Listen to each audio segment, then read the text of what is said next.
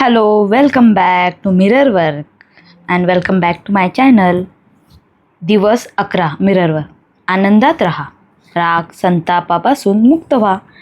आज आपण राग संतापाचा विचार करणार आहोत. राग संतापावर कोणती प्रक्रिया कशी करायची आणि रागामुळं आपण आजारी पडण्याआधीच त्यापासून मुक्ती कशी मिळवायची हे शिकणार आहोत. शिवाय आपल्या अंतरंगात अधिक सकारात्मक भावनांसाठी जागा कशी निर्माण करायची हेही पाहणार आहोत. सांगा ना, हे सगळं कसं वाटतंय तुम्हाला? रोज स्वतःशी संवाद साधणं मला खूप खूप आवडतोय. रोज स्वतःशी संवाद साधणं कसं वाटतंय तुम्हाला? मला तू खूप खूप आवडतेस, माझं तुझ्यावर खूप प्रेम आहे, असं स्वतःला सातत्याने सांगत राहणं. आरशात पहा, काही क्षण घ्या आणि करा स्वतःचं अभिनंदन. तुम्ही तुमच्या मनात खोलवर डोकावून पाहून अंतरंगातील भावना जाणून घेतल्यात आणि अप्रिय भूतकाळापासून मुक्त व्हायला सुरुवात केली आहे. आता तुम्ही स्वतःच्या मनात सकारात्मक स्वयंसूचनांची आवर्तनं करणार आहात. आतापर्यंत जी प्रगती तुम्ही केलीत त्याचा विजयोत्सव म्हणजे सेलिब्रेशन तुमच्या मनात साजरा होऊ दे. मिरर वर्कबद्दल तुम्ही जी बांधिलकी वचनबद्धता दाखवलीत त्याबद्दल तुमचं मी अभिनंदन करते. जेव्हा तुम्ही तुमचा भूतकाळ खणत होतात आणि नकारात्मक भावना झटकून टाकण्याच्या प्रयत्नात होतात तेव्हा तुम्हाला नक्कीच अशा काही राग संतापाच्या भावनांचा शोध लागला असेल. एखाद्या विशिष्ट घटनेत तुम्हाला स्वतःची आलेली चीड. म्हणूनच आज मला तुम्हाला क्षमा या विषयावर मदत करायला आवडेल. एकदा का तुम्हाला माफ करायला जमलं, तुमच्या मनातील चीड, संताप, राग विरघळून जाईल आणि तुम्हाला स्वस्त मस्त वाटायला लागेल. तुम्ही आनंदात असाल, तुम्हाला स्वतःबद्दलही छान वाटेल. राग ही एक अत्यंत प्रामाणिक भावना आहे, परंतु ती जेव्हा बाहेर व्यक्त केली जात नाही किंवा त्यावर बाह्य प्रक्रिया होत नाही तेव्हा तो राग आत आपल्याला खाऊ लागतो. त्या रागाची अंतर्गत प्रक्रिया सुरू होते, शरीरावर परिणाम होऊ लागतात आणि मग एखाद्या आजाराला सुरुवात होते किंवा एखाद्या अवयवाच्या कार्यात बिघाड होतो. तुम्हाला जर शारीरिकदृष्ट्या व्यक्त व्हायचं असेल तर काही उशा घ्या आणि त्यावर गुद्दे मारा. तुमच्या रागाला त्याच्या नैसर्गिक गतिमार्गानं जाऊ देण्यास अजिबात घाबरू नका. रागानं नैसर्गिक ओघ अनुसरणं हेच योग्य असतं. तुम्ही खूप काळ आधीच आपल्या नैसर्गिक भावना दाबून कोंडून ठेवल्या आहेत. आपल्याला राग संताप येतो म्हणून शरम किंवा अपराधी वाटून घेण्याची काहीच गरज नाही. रागावर नियंत्रण मिळवण्याचा आणखी एक उत्तम मार्ग म्हणजे ज्या माणसाचा तुम्हाला राग आला आहे त्या व्यक्तीशी मोकळेपणानं बोलणं. जेव्हा तुम्हाला एखाद्यावर ओढावंसं वाटतं म्हणजे खूप दिवस राग मनात कोंडला गेला आहे आणि राग असा दाबून टाकला जातो जेव्हा तुम्हाला वाटतं की आपण ज्याचा राग आला आहे त्या माणसाशी मोकळेपणानं बोलू शकत नाही. अशा वेळी राग व्यक्त करण्याचा, दाबून टाकलेल्या रागाला वाट करून देण्याचा दुसरा उत्तम मार्ग म्हणजे आरशातील माणसाशी मोकळेपणानं बोलणं. तुमच्या भावनांना वाट देण्यात मिरर वर्कची खूप मदत होते. माझ्या स्टुडंटला तिचा राग बाहेर कसा काढायचं जमतच नव्हतं. तिच्या भावना तिच्या बुद्धीला कळत होत्या पण त्या व्यक्त करणं जमत नव्हतं. मात्र मिरर वर्क करून तिनं स्वतःच्या भावना व्यक्त केल्या तेव्हा ती तिच्या आईला आणि व्यसनी मुलीला अक्षरशः शिव्या घातल्या. मनातली सगळी चीड, त्रास तिनं ओकून टाकलं. आता तिला खूप हलकं शांत वाटायला लागलं होतं. तिचा संताप कमी झाला होता. त्यानंतर जेव्हा तिची मुलगी तिला भेटायला आली तेव्हा तिनं आपल्या मुलीला चक्क मिठी मारली. हे सगळं शक्य झालं कारण तिनं मनातील सर्व राग बाहेर काढून त्यापासून सुटका करून घेतली आणि आता राग निघून गेल्यानं ती जागा प्रेमानं घेतली. स्वतःच्या मनात आता खोलवर डोकावा. तुम्हाला कळेल की तुमच्या रागाला उत्तर आहे आणि ते तुम्हाला नक्कीच सापडेल. रागापासून मुक्ती मिळवण्याच्या बाबतीत ध्यान करून असं मानसचित्र पहा की तुमचा राग, संताप, चीड सगळी पाण्याच्या प्रवाहाप्रमाणे तुमच्या शरीरातून बाहेर वाहून जात आहे. ज्या माणसाचा राग येतो त्याच्यासाठी प्रेमाच्या लहरी शुभेच्छा मनःपूर्वक पाठवा. तुमचा विसंवाद विरघळून जाईल. सुसंवाद, समतोल असण्याची इच्छा असू दे. कदाचित तुमच्यातील राग तुम्हाला सतत आठवण करून देत असेल की तुम्ही इतरांशी योग्य प्रकारे सुसंवाद साधत नाहीत. पण हे सगळं लक्षात आल्यानंतर आणि त्याची प्रकर्षाने जाणीव झाल्यानंतर मात्र सगळं ठाकठीक करणे शक्य होते. रागाची जागा प्रेम आणि सुसंवादाने भरून जाते. आपण स्वयंसूचना घेऊया. माझ्या ज्या काही भावना जशा आहेत त्याचा मी स्वीकार करते आणि त्या तशा असायला माझी काहीच हरकत नाही. आज मी माझ्या भावना सकारात्मक पद्धतीनं व्यक्त करते. हे आहे अफर्मेशन. ओके. दिवस 11 मिरर वर्क एक्सरसाइज. 11व्या दिवसाच्या दर्पण तंत्राविषयीचा मनोव्यायाम. 1. सुरक्षित आणि कुणाचा कशाचा त्रास होणार नाही अशा आरसा असलेल्या जागेचा शोध घ्या किंवा अशी जागा स्वतःसाठी तयार करा. 2.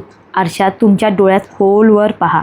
अजूनही डोळ्यात पाहणं तुम्हाला कठीण जात असेल तर तुमच्या मुखावर किंवा नाकावर मन एकाग्र करा. 3. आरशात तुम्हाला स्वतःला पहा किंवा ती व्यक्ती पहा.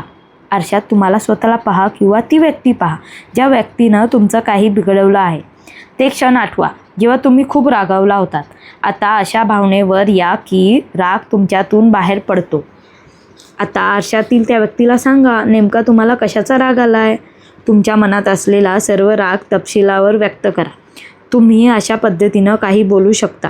मी तुझ्यावर रागवलो आहे कारण, आणि कारण सांगा. मी हर्ट झालो आहे कारण. हा राग व्यक्त करायची मला भीती वाटते कारण. ही कारणं सांगा. 4. हा मनव्यायाम किंवा मिरर वर्क एक्सरसाइज कदाचित तुम्हाला अनेक वेळा करावा लागेल तरच खऱ्या अर्थानं आणि पूर्णपणे मनातील सर्व राग संतापापासून तुम्हाला मुक्ती मिळेल आणि खरोखर शांत वाटेल. तुम्हाला कदाचित एखाद्याचं समस्येवर किंवा मुद्द्यावर काम करावं लागेल. कदाचित अनेक. तुम्हाला योग्य वाटेल ते करा. खरा शक्तिस्रोत तुमच्या अंतरंगात आहे. दिवस 11 डायरीमध्ये लिहायचा मनोव्यायाम. 1. आयुष्यातील बहुतेक काळ तुम्ही रागात संतापादग्रस्त असा काढला आहे का? या रागाच्या सवयीत मुक्त होण्यासाठी या प्रश्नांची उत्तरे तुमच्या रोजनिशीत म्हणजे डायरीमध्ये लिहा. मी सतत संतापग्रस्त राहण्याची निवड का करते? मी असं काय करते की ज्यामुळे मी रागात असते? अशा घटना परिस्थिती एकामागून एक निर्माण होतच राहतात. मी अजून कुणाला शिक्षा देत राहते? माझ्या व्यक्तिमत्वातून असं काय प्रक्षेपित होत राहतं ज्यामुळे मला चिडचिड राग आणणारी माणसं मी आकर्षित करते किंवा मला संताप येईल असं वागायची गरज त्यांच्या मनात निर्माण होते. 2. आता स्वतःला पुढील प्रश्न विचारा आणि त्याची उत्तरं लिहून काढा. मला नेमकं काय हवं आहे? कशामुळं मी सुखी आनंदी होते? स्वतःला सुखी आनंदात ठेवण्यासाठी मी काय करू शकते किंवा शकतो? 3. स्वतःबद्दल खूप छान वाटेल अशी जागा मनात निर्माण करण्यासाठी तुम्ही काय काय करू शकता याचा विचार करा. कोणत्या गोष्टीमुळं तुमच्या जीवनाकडे पाहण्याचा दृष्टिकोन आनंदाचा आणि सकारात्मक होईल हे शोधून काढा. दिवस 11 हृदयस्तर विचार. आनंदी राहणं हा माझा हक्क आहे.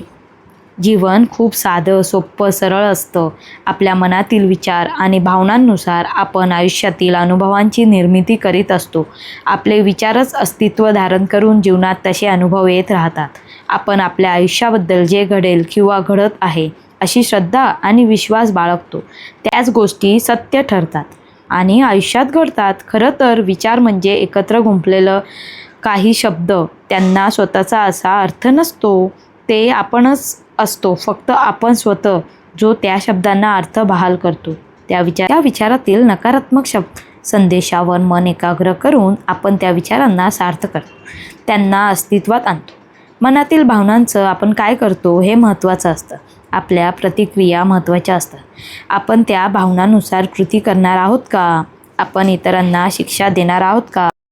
दुःख, एकाकीपणा, अपराधी वाटणं, राग, भीती या सर्व सहज आणि नैसर्गिकरित्या उत्पन्न होणाऱ्या नेहमीच्या सर्वसाधारण भावना आहेत.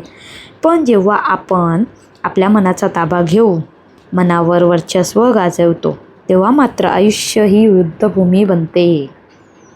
मिरर वर्क, आत्मप्रेम आणि सकारात्मक स्वयंसूचना या 3 गोष्टी करताना तुमची मनशक्ती इतकी सक्षम सबळ होते की ती तुमच्या मनातील त्या वेळेच्या कोणत्याही चिंतेवर मात करू शकते.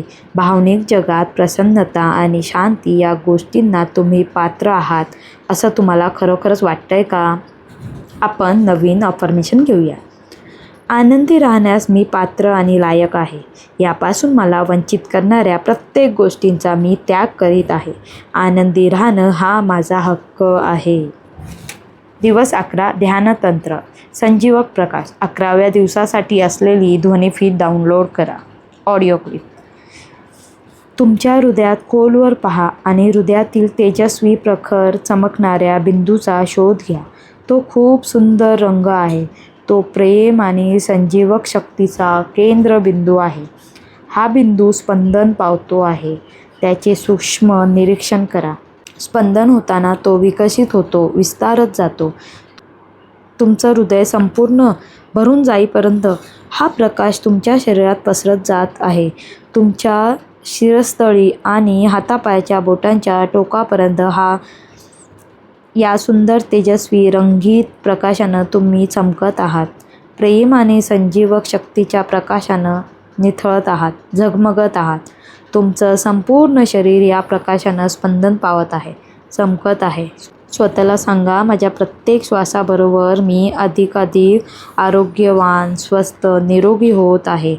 कल्पना करा आणि अनुभवा की हा प्रकाश तुमचं संपूर्ण शरीर स्वच्छ करतो आहे, सर्व आजार नष्ट करतो आहे आणि शरीर पूर्ववत आरोग्य स्थितीत येत आहे.